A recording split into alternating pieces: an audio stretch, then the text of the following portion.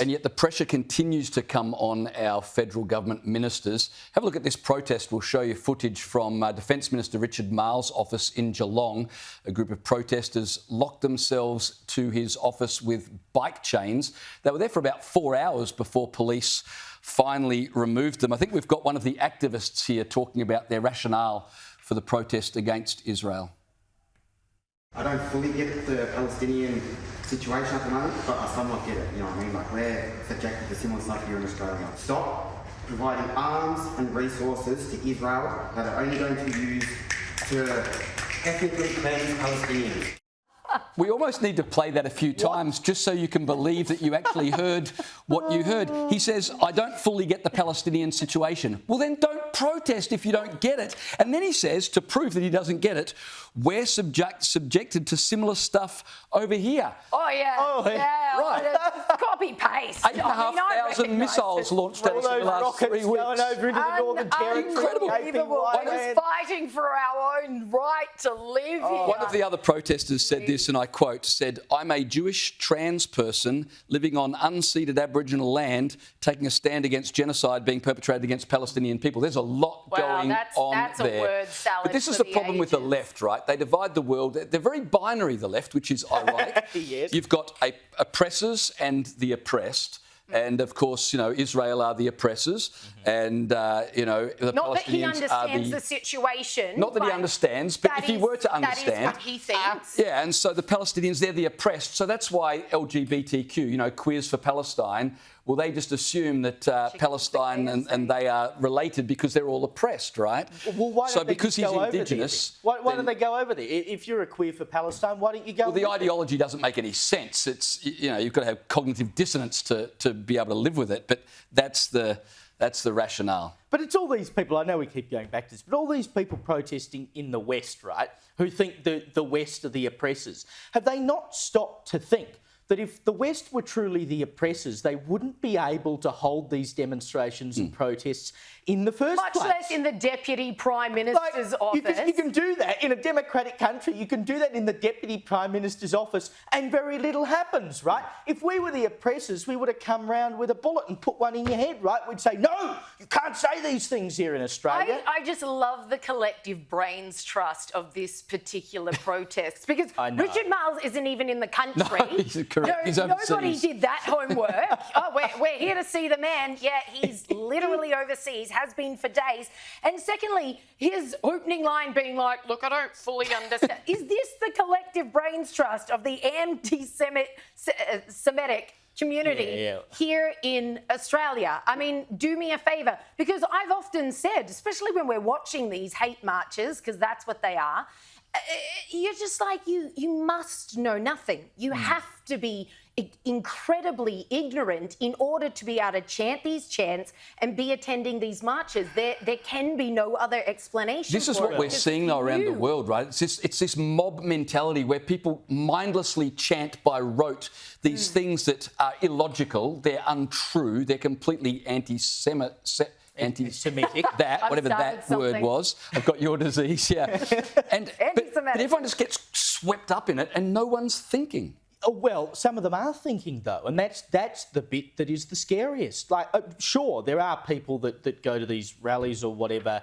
and just join in, but there are lots of people there who genuinely believe it, and that is the scariest bit. That is why we have seen such a rise in anti-Semitism. And another example of it here in Australia at the University of Sydney, they were going to hold an event where they were going to call for a global intifada. Now, I believe we have an image here of the sign that they'd been putting up. It says there, Palestine, the case for a global intifada. Now, if you're not aware of what an intifada is, it's a Muslim uprising, which is usually referred to what has happened in Palestine. So they're now advocating that this should happen all over the world. They're calling for a Muslim uprising here in Australia, over in the UK, over in the US, and that was going to be held at an Australian university. Now, part of me says, maybe you let them have the event and the rest of us go and stand out the front and tell them how dead set disgusting they are, because that's in the spirit of free speech. But the fact that someone would even think that, we'll put on an event where we're going to call for a global Muslim uprising.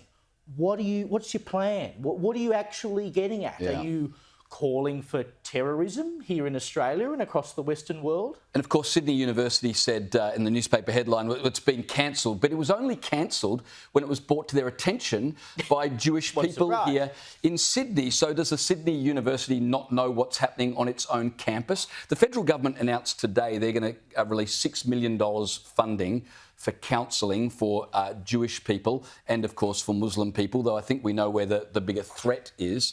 And so that's $6 million of taxpayer money that's going to counsel people, some of whom are living in genuine fear for their lives. Sydney University should pick up the bill for that because many of these people wouldn't need counselling if it wasn't for idiots like this running global I've got your disease still. Intifada. Yes, that thing, Liz. Don't get help me out here. Liz.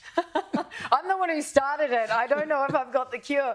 But I was at Sydney Uni not all that long ago, and this kind of stuff is absolutely rife on campus. Yeah. Of course. Like back in my day, the socialist contingent, like pushing ideology, an ideology which has seen the death of more millions on this planet than any other. They were holding conferences, they were trumpeting it all over campus.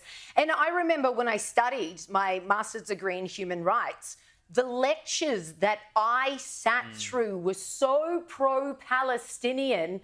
I basically gave every lecturer Tourette's because my hand was going up every 5 seconds with a correction to the record, and they had a lot more to chew on than they were counting on. I think this particular student knows stuff.